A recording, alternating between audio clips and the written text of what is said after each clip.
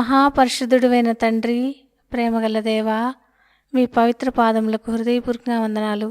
నాడల మీరు చూపించిన అనంతమైన కరుణాకటాక్షాల కోసం స్తోత్రం చెల్లిస్తూ ఈ సమయాన్ని మీ హస్తాలకు అప్పగించుకుంటూ ప్రభు అయిన యేసుక్రీస్తు నామములో స్తుతించి ప్రార్థించి వేడుచున్నాము తండ్రి, ఆమెన్. డిసెంబర్ 24 ఎడారిలో సెలయేర్లు అనుదిన ధ్యాన మాలిక. సాయంకాలమున ఇస్సాకు పొలములో ధ్యానింప బయలువెళ్ళి. ఆదికాండం 24వ అధ్యాయం 63వ వచనం.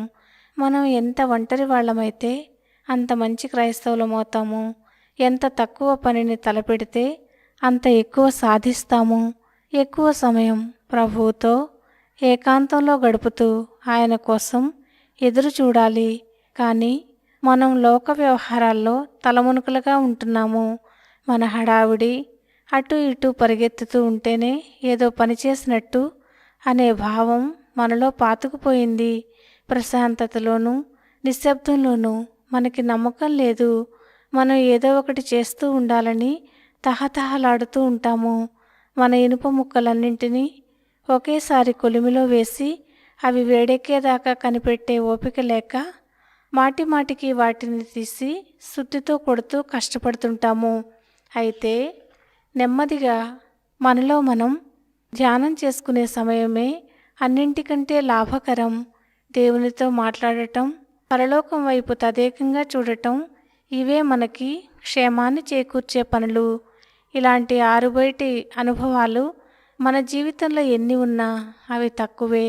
ఎందుకంటే దేవుడు తనకిష్టమైన ఆలోచనలతో నింపేలా మన మనసుల్ని తెరిచిపెట్టుకు కూర్చోవడం అతి శ్రేష్టమైన వ్యాపకం.